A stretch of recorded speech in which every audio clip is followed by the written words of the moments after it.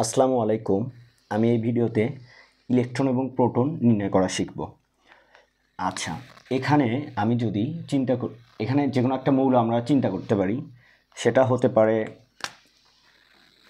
Sodium, magnesium, chlorine, যে কোনো মৌলই হতে পারে।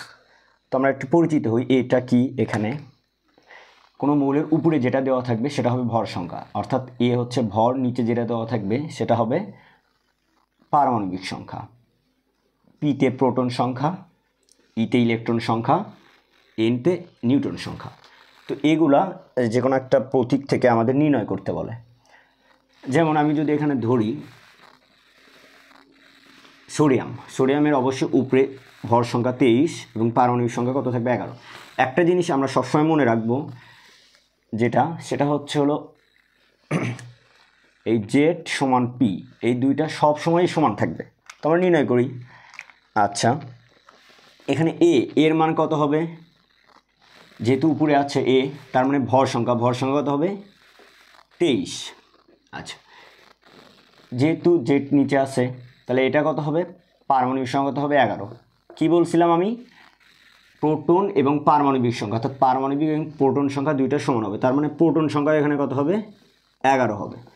এখন আমাদের যেটা সবচেয়ে বেশি সমস্যা করে সেটা হচ্ছে এই ইলেকট্রন সংখ্যা। এখানে চার্জের ক্ষেত্রে যেহেতু এখানে চার্জ দেওয়া নাই, সেই ক্ষেত্রে এখানে ইলেকট্রন সংখ্যা হবে, যদি চার্জ না দেওয়া থাকে, মনে রাখবা আমি এখানে ছোট করে লিখে দেই, চার্জ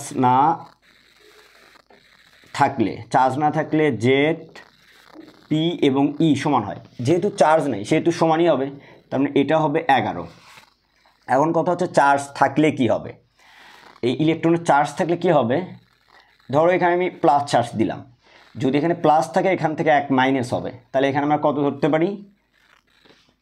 11, মানে 11 থেকে 1 বাদ দিলে 10 হচ্ছে। আবার যদি এখানে মাইনাস চার্জ থাকে তাহলে এখান থেকে তাহলে কি হবে? যোগ হবে, তাহলে এখানে হবে 12। আচ্ছা, তো যেহেতু আমি এটা চার্জ ছাড়া করতেছি সেহেতু আমি চার্জ ছাড়াই করি। আর নিউটন সংখ্যা কি হবে? নিউটন সংখ্যা হবে, সূত্র হবে এ মাইনাস জেড। এর মান কত এখানে ছিল? 23, 11 বাদ দিলে কত আসতেছে? 12। আমরা আরেকটা উদাহরণ যদি আমরা দেখি তাহলে আরও ক্লিয়ার হবে। তো আমি যদি এখানে চিন্তা করি ম্যাগনেসিয়াম কিন্তু 2+ হয়, তাহলে এখানে ম্যাগনেসিয়ামের উপরে 24, নিতে কত? 12, তাহলে এ কত হবে? 24, তারপরে জেড কত হবে?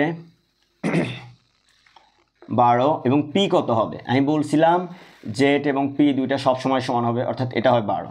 আর ইলেকট্রনের ক্ষেত্রে যেটা আমরা সবসময় বেশি ভুল করি, প্লাস চার্জ থাকলে এখানে মাইনাস হবে, মাইনাস চার্জ থাকলে এখানে যোগ হবে। তাহলে এখানে যেহেতু প্লাস চার্জ আছে এখান থেকে বিয়োগ হবে, তাহলে 12 কয়টা চার্জ আছে? প্লাস চার্জ কয়টা আছে? 2টা, তাহলে 2টা বিয়োগ করলে কত হবে? তাহলে এই ম্যাগনেসিয়ামের ইলেকট্রন সংখ্যা হবে 10। এবং সেমভাবে আমরা যদি করি এ মাইনাস জেড, নিউটন সংখ্যা হবে 24 মাইনাস 12। আমরা আরেকটা উদাহরণ যদি দেখি তাহলে আমরা আরেকটু ক্লিয়ার হব। সেটা হচ্ছে যেটা সবথেকে বেশি আছে পরীক্ষায়, ধরো ক্লোরিন দেখে আমরা করি, ক্লোরিন 1-, তাহলে ক্লোরিনের এখানে কত থাকবে? 17। তাহলে এ এর মান কত হবে এখানে? 35.5।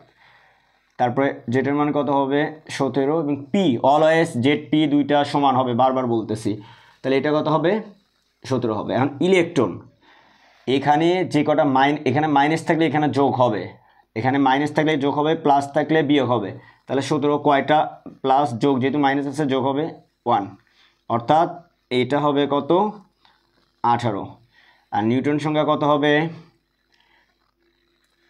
5.5 মাইনাস 17, তাহলে কত আসে? 18.5। এভাবে আমরা খুব ইজিলি এখান থেকে মনে রাখবা।